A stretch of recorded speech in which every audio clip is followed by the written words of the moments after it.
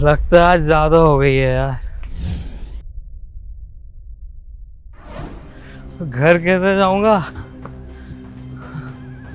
Auto भी नहीं दिख रहा है, ना कोई बंदा भी।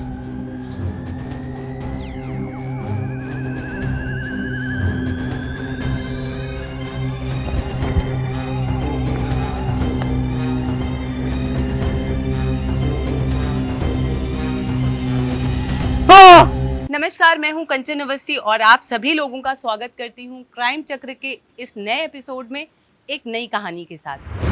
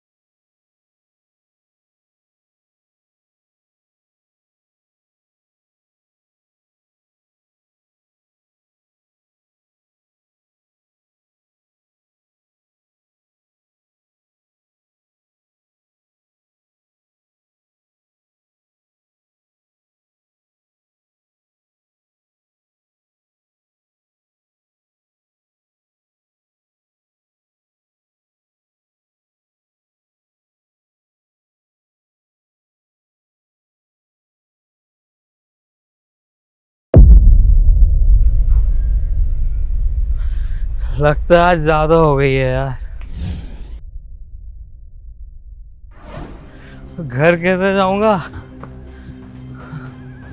ऑटो भी नहीं दिख रहा है, ना कोई बंदा भी।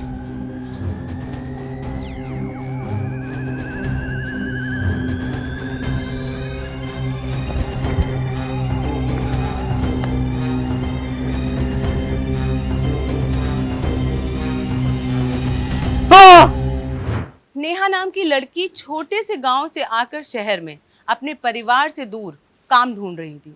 उसका दोस्त किशोर उसे किसी पार्टी के बाद घर छोड़ने आया था और छोड़ के निकल गया, पर ये सब कोई चुपके से देख रहा था। आखिर कौन था ये आदमी और इससे नेहा के साथ क्या किया होगा? दूसरी तरफ कुछ दिनों बाद एक आदमी अपने दोस्तों के साथ दारू पी के अपने घर की तरफ जा रहा था। तभी उसको लगा कि उसका कोई पीछा कर रहा है, पर वहां कोई नहीं था। थोड़ी ही देर में उस पर चाकू से हमला होता है, जिसमें उसकी जान चली जाती है और लाश का चेहरा जला दिया जाता है, जिससे उसकी पहचान ना हो सके। फिर अगले दिन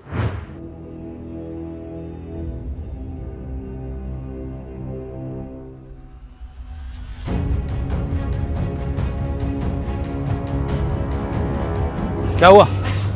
सर यहाँ एक सुबह लाश मिली थी।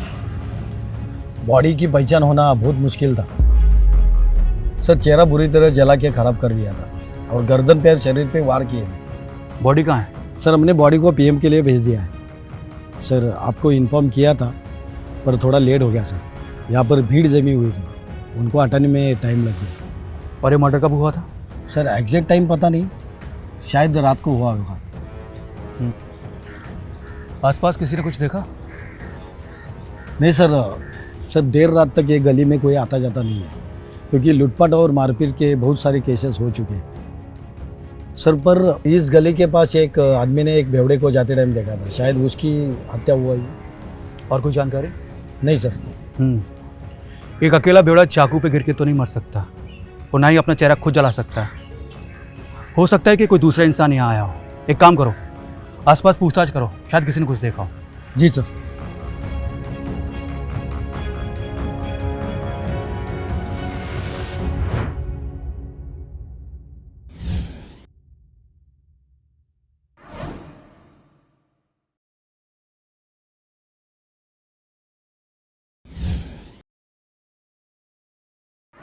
उस्ताद, तुम मुझे छोड़ तो नहीं दोगे ना? पहले अच्छे से पकड़ तो लेने दो। नेहा, नेहा, मैं तुमसे बहुत प्यार करता हूँ। मैं तुम्हें कभी नहीं छोड़ूंगा। पता नहीं क्यों मुझे आजकल बहुत डर लग रहा है। क्यों? क्या बात है? बताओ मुझे। और ये चोट कैसे लगी? ये तो कुछ नहीं, बस ऐसे खुद के नाखून लग गए थे। तुम मुझसे कुछ छुपा रही हो? अरे नहीं, मैं तो सच बोल रही हूँ। अच्छा छोड़ो, वो किशोर कहाँ गया? वो किसी दोस्त के शादी में गया। और तुम्हें किशोर की बड़ी चिंता पड़ी है? या मैं तुम्हारे साथ हूँ, तुम्हें कोई फर्क नहीं पड़ता? मेरी कोई परवाह नहीं है? कैसी बात कर रहे हो मुस्ताक? मैंने तो बस ऐसे ही पूछ लिया, क्योंकि किशोर तुम्हारा दोस्त है। हाँ वही, किशोर मेरा दोस्त है। उससे ना दूरी है ना तुम। तुम्हें क्या हो गया? आज तुम बहुत उखड़ी उखड़ी बातें कर रहे हो। अच्छा छोड़ो, सुनो ना, तुम मुझसे शादी कब कर रहे हो? मैं तो कल ही कर लूँ शादी, लेकिन क्या हमारे घर वाले मानेंगे? हम दोनों का धर्म अलग है। भाग के कर ले। इतनी जल्दी पड़ी है शादी की? पहले अच्छे से सुहागरात तो मना ले।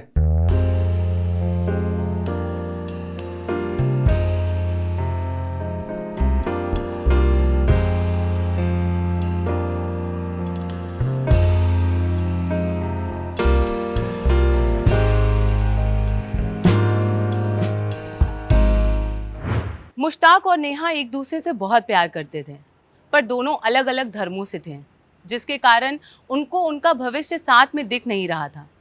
पर इससे उनके प्यार में कोई कमी नहीं आई थी। मुश्ताक थोड़ा सा गुस्सैल प्रवृत्ति का इंसान था, पर जैसा कि हमने देखा कि नेहा पर किसी ने चाकू से वार किया था। आखिर क्या हुआ होगा? नेहा तो जिंदा थी, उसे कुछ नहीं हुआ, एक खरोंच भी नहीं आई। और ये जो लाश मिली थी, ये किसकी थी? और क्या इसका नेहा और मुश्ताक की कहानी से कोई कनेक्शन था, या ये कोई दूसरी ही कहानी का हिस्सा था? पुलिस की जांच पड़ताल से लाश की शिनाख्त हो गई थी। फिर आगे? हाँ सर, हम कोशिश कर रहे हैं। Okay sir. Jain sir, Jain.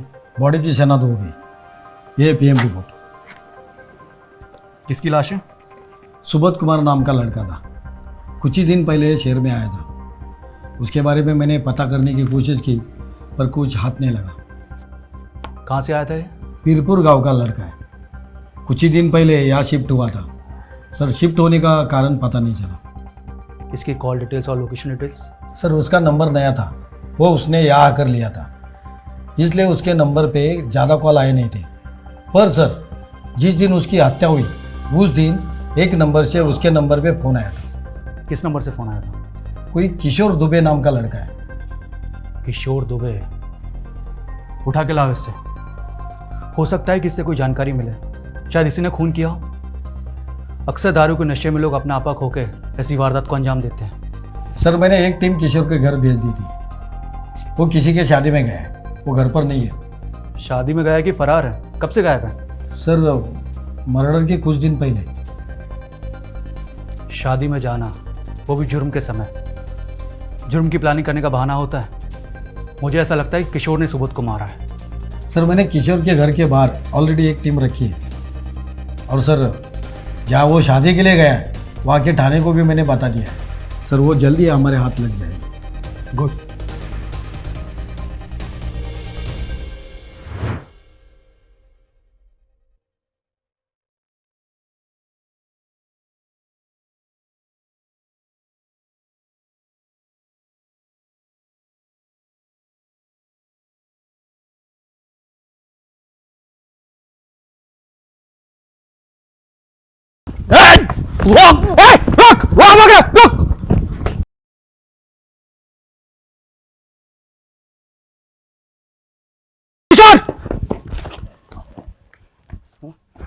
कब तक भागेगा हमसे? हाँ, कब तक भागेगा? चल ले चल चल। रुको, चल बता क्यों मारा सुबोध को?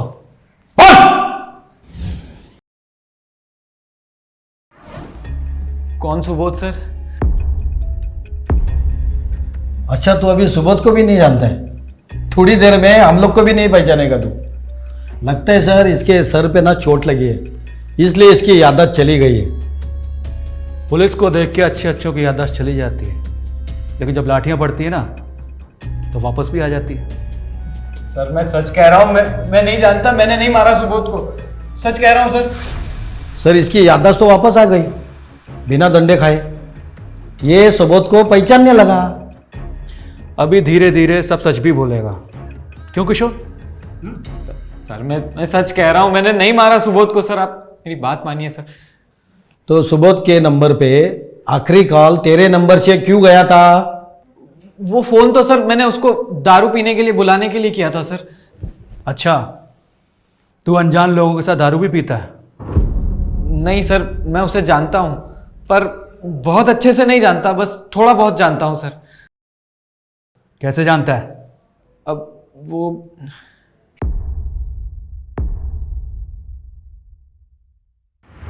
किशोर कुछ दिनों से पुलिस से छुपता फिर रहा था और शादी का बहाना करके घर से गायब था। पुलिस की टीम ने जाल बिछा के किशोर को गिरफ्तार तो कर लिया था, पर वो अपना गुनाह कबूल करने को तैयार नहीं था। किशोर जैसे मोटी चमड़ी के अपराधी अक्सर पुलिस के सामने आसानी से अपना मुंह नहीं खोलते, पर आखिर किशोर की सुबोध से क्या दुश्मनी हो सकती है? किशोर का कहना था कि वो सुबोध को बहुत अच्छे से नहीं जानता था, फिर उसने सुबोध का मर्डर क्यों किया? या फिर वो निर्दोष था? इस हत्या के पीछे कुछ और भी वजह हो सकती है। पुलिस अपनी पूछताछ में लगी हुई थी। किशोर के घर की तलाशी लेने पे पुलिस को एक खंजर भी बरामद हुआ। इसे फैक्स कर दो। Yes sir. सर किशोर के घर से जो हमें खंजर मिला था वो मर्डर वेपन नहीं है। क्या बात कर रहे हो? हाँ सर, किशोर को बेल मिल गई है। सर उसके खिलाफ हमारे पास कोई सबूत नहीं था ना रिमांड में लेने के लिए। पर ऐसे तो हम कुछ नहीं कर पाएंगे। सर मैंने कुछ जानकारी हासिल की है, उसे कुछ पता चल जाए। क्या है वो? सर अभी जो सुबोध सिम वापर रहा था वो नया था। उसके जुने नंबर की मैंने डिटेल्स निकाली, तब पता चला कि वो नंबर पे बार बार फ़ोन आ रहा था और जा रहा था, और वही नंबर से किशोर को भी फ़ोन जा रहा था, और वो किसी नेहा नाम के लड़के का नंबर है। नेहा? चलो नेहा से पूछताछ करते हैं, शायद कोई गुत्थी सुलझे। चलो। तुम्हारा जवाब नहीं है। जब भी तुमसे मिलता हो ना, दुनिया की सारी टेंशन, सारी थकान भूल जाता हूँ। अच्छा, तो बस इसलिए मुझसे मिलने आते हो? नहीं जाने मन, तुम तो मेरी जान हो। अभी कौन हो सकता है? कौन है ये कबाब में हड्डी? रुको देखता हूँ। नहीं, तुम रुको, मैं देख के आती हूँ।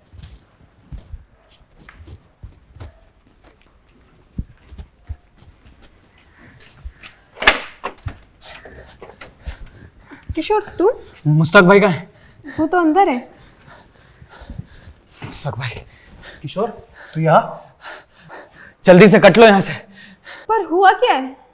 अरे वो सुबोध के मर्डर के चक्कर में। सुबोध का मर्डर? हाँ, वो सुबोध के मर्डर के चक्कर में पुलिस मेरे पीछे पड़ी है। मैं तो कहता हूँ थोड़े टाइम के लिए आप लोग भी यहाँ से निकल लो, कुछ टाइम बाद फिर वापस आ जाना। पर सुबोध? वो सब छोड़ो, जल्दी चलो यहाँ से, चलो।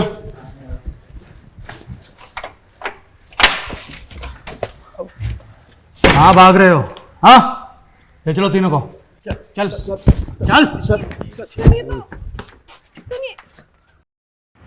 आखिर किशोर पुलिस की कैद से छूटते ही मुश्ताक और नेहा के पास क्यों गया? क्या नेहा और मुश्ताक भी इस हत्या में शामिल थे? नेहा की बातों से तो लग रहा था कि उसे हत्या के बारे में कुछ खबर ही नहीं है, पर मुश्ताक? क्या मुश्ताक और किशोर इस हत्या में शामिल थे? पर आखिर इस हत्या की वजह क्या हो सकती है? आखिर क्यों मुश्ताक और किशोर को ये कदम उठाना पड़ा? आखिर सुबोध का नेहा से क्या लेना देना था? बहुत से सवाल मेरे मन में भी उठ रहे हैं। पुलिस ने तीनों को कस्टडी में लेकर जब पूछताछ शुरू की तब पूरी कहानी सामने आई। अब तुम में से कौन बताएगा सुबोध का असली कातिल कौन है? क्यों मारा उसे? सर ये सब क्या हो रहा है, मुझे कुछ नहीं पता। अच्छा, एक मासूम की जान लेके बोल रहे हो हमें कुछ पता नहीं है? सुबोध के कॉल लिस्ट में सबसे ज्यादा तुम्हारे नंबर से कॉल गए थे, बोलो। वो मासूम नहीं था, बलात्कारी था वो। क्या बलात्कारी? क्या बक रहे हो? किसका बलात्कार किया था उसने? सर मेरा। पर सच में मुझे सुबोध की हत्या के बारे में कुछ नहीं पता। मैंने मारा है उसे। क्या हुआ था जल्दी बताओ। सर सुबोध मेरा एक्स बॉयफ्रेंड था और एक समय में मैं उससे बहुत प्यार करती थी, लेकिन जब हमारी नहीं बनी तो उसने मेरा जीना हराम कर दिया। इसलिए मैं गांव छोड़कर यहाँ शहर में आ गई, लेकिन वो यहाँ भी मेरे पीछे पीछे आ गया।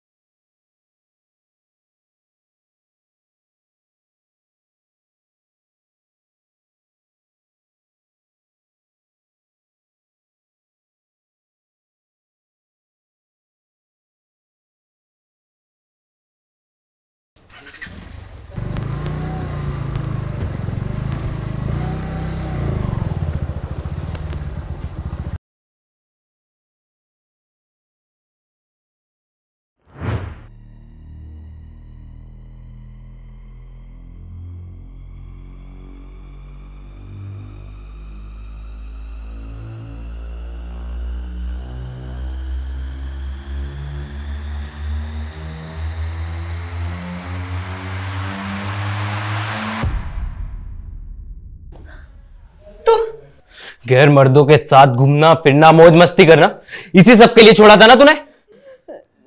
देखो सुबोध, मैं अब तुमसे प्यार नहीं करती हूँ, मैं किसी और से प्यार करती हूँ। अच्छा, प्लीज प्लीज तुम मेरा पीछा छोड़ दो। ताकि तू अपनी जिंदगी में यश कर सके और मैं तेरी याद में बैठकर रोता रहूं। आज तुझे ऐसा सबक सिखाऊंगा ना कि तू भी याद रखेगी।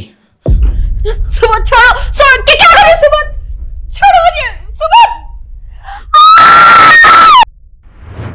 ये बात नेहा ने मुझे और मुश्ताक भाई को बताई, तो सुबोध को सबक सिखाने के लिए हमने उसे दारू पीने के बहाने बुलाया था।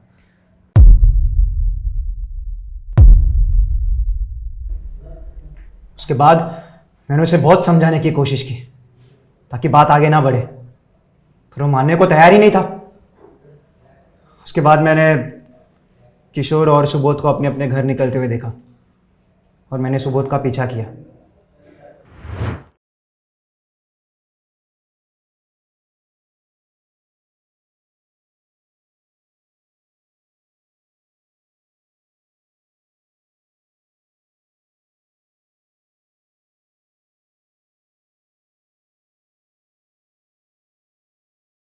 लगता है आज ज्यादा हो गई है यार। घर कैसे जाऊंगा? ऑटो भी नहीं दिख रहा है, ना कोई बंदा भी।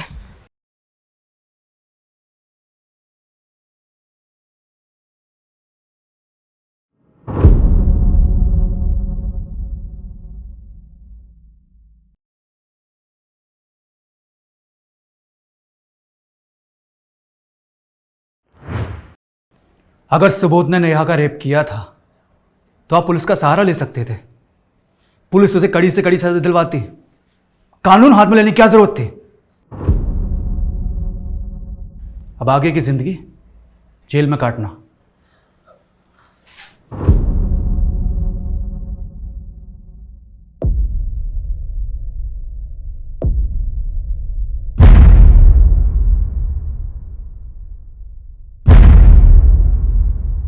सुबोध नेहा से प्यार करता था। जब उनका रिश्ता खत्म हो गया तब भी सुबोध ने नेहा को सताना नहीं छोड़ा। ये बात बहुत गलत है। अगर कोई इंसान अपनी मर्जी से एक रिश्ता कायम करता है और वो रिश्ता आगे बढ़ नहीं पाता तो इंसान को अपने अंदर नफरत के बीज नहीं बोना चाहिए। सच्चाई को स्वीकार करते हुए जीवन में आगे बढ़ना चाहिए। हम स्वतंत्र देश के नागरिक हैं जहां हर इंसान को अपनी जीवन साथी चुनने का हक है। सुबोध से ये बात बर्दाश्त नहीं हुई और उसने नेहा के साथ दुष्कर्म किया, जिसके बाद गुस्से में आके मुश्ताक ने सुबोध की हत्या कर दी। इस कहानी में एक जुर्म ने दूसरे जुर्म को जन्म दिया और 4 जिंदगियां बर्बाद हो गई। अगले एपिसोड में नई कहानी के साथ मुलाकात होगी। तब तक के